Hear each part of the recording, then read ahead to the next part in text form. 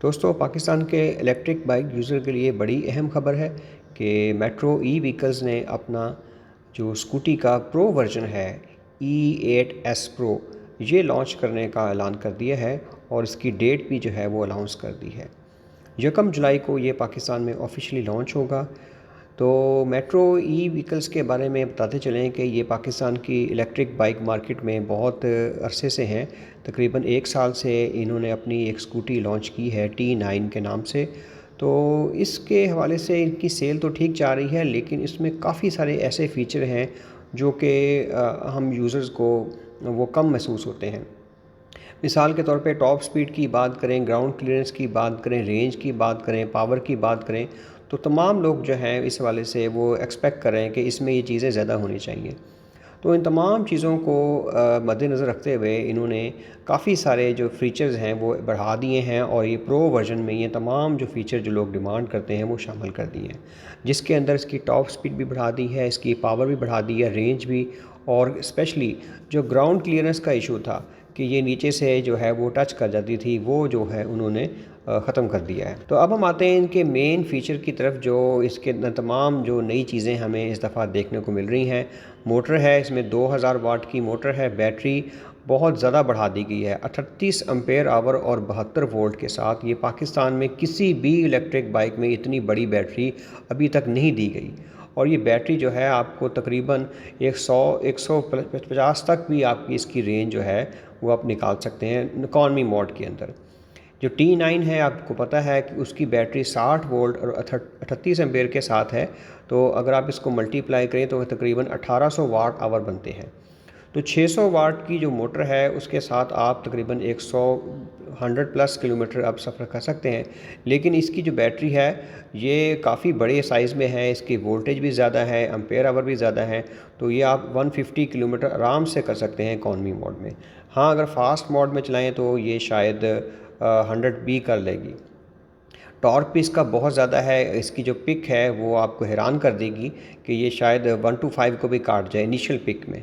Battery Graafian की दी गई है। टॉप स्पीड भी जिससे वाले से लोग काफ़ी परेशान थे कि T9 के अंदर इसकी जो टॉप स्पीड थी वो लोगों को कम महसूस होती थी। गली शहर के अंदर, सिटी के अंदर तो शायद इतनी महसूस ना हो, लेकिन लंबे सफ़र में आपको ये वाकई अंडर पावर और अंडर स्पीड महसूस होती थी कि बाकी लोग आपको क्रॉस करते जाते हैं। चार्जिंग टाइम, चूँकि ये बैटरी ग्रेफीन है और इसको फ़ास्ट चार्जिंग नहीं कर सकते, 6 से 7 घंटे में 3 यूनिट के साथ ये फुल चार्ज हो जाएगी। फिर डिस्क, इसमें डबल डिस्क ब्रेक दी गई है। दोनों जो ब्रेक्स हैं वो डिस्क हैं, अगली और पिछली, और इसकी वजह से इसकी ब्रेकिंग बहुत एफिशिएंट होगी। ट्यूबलेस टायर्स हैं, रीजनरेटिव ब्रेकिंग है।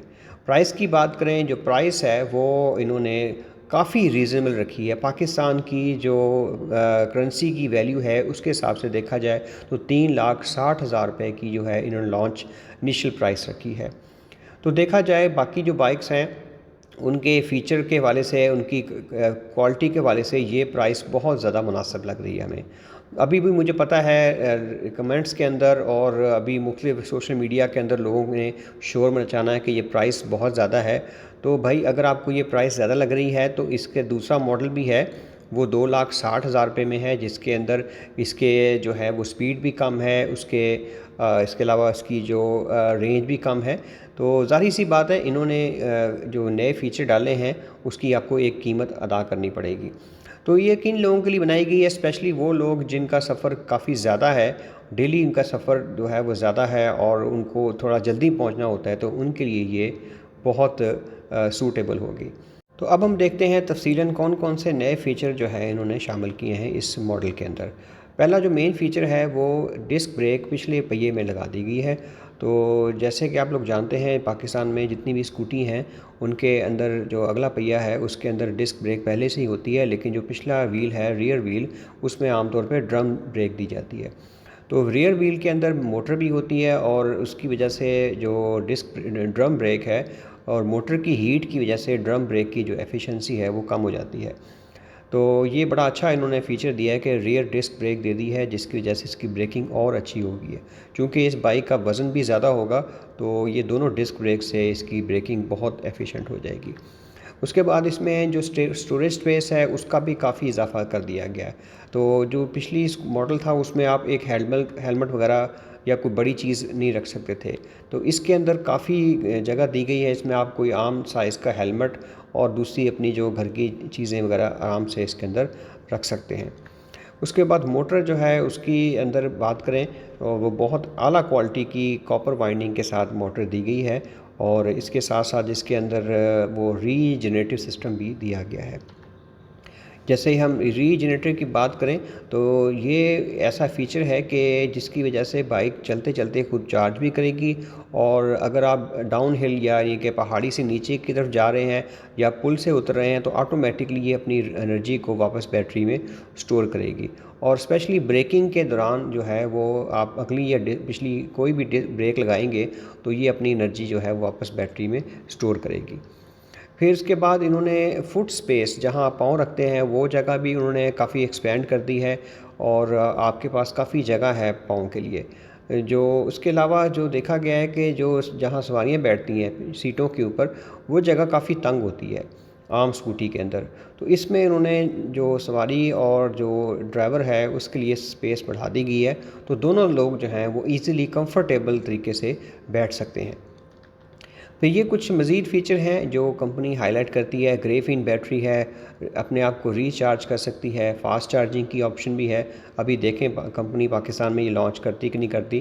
फिर उसके बाद इसकी जो बॉडी है वो एरोडायनेमिक है, यानी कि हवा की वजह से जो बाइक का ज़ोर लगता है वो कम से कम हो जाएगा। मोटर बहुत आला क्वालिटी की है। फिर इसके बाद जो मीटर है उसमें एनर्जी मॉनिटरिंग सिस्टम है कि आप देख सकते हैं कि कितनी बैटरी यूज़ हो रही है, कितनी रहती है, कितना लोड है, वो काफ़ी सारी इजाफी इन्फॉर्मेशन आपको मिल जाएगी। फिर जो टायर्स हैं वो रोलिंग रेजिस्टेंस हैं, यानी कि टायर के चलने के दौरान जो मोटर का ज़ोर लगता है वो कम से कम होगा, जिसकी वजह से इसकी जो माइलेज है वो ज़्यादा होगी। फिर केबल हैं वो बहुत आला क्वालिटी की कॉपर से बनाई गई हैं, जिसकी वजह से इसमें जो लॉस है वो काफ़ी कम है। तो ये थी आज की वीडियो। आई होप सो ये पाकिस्तानी यूज़र्स को ये बाइक पसंद आएगी, क्योंकि अभी पाकिस्तानी मार्केट काफ़ी नई है और कंपनियां बहुत ही सोच विचार के बाद, रिसर्च के बाद अपनी बाइक्स जो हैं वो लॉन्च कर रही हैं। तो हमें वेलकम करना चाहिए इनके स्टेप्स को, और स्पेशली चूँकि ये company across the world international model है, इसकी पूरी पीछे चेन है, स्पेयर पार्ट्स का आपको इशू नहीं होगा और सर्विस वगैरह का इशू नहीं होगा। तो आई होप सो ये जो मार्केट है, ये जो बाइक है पाकिस्तान में अच्छा परफॉर्म करेगी। And see you next time.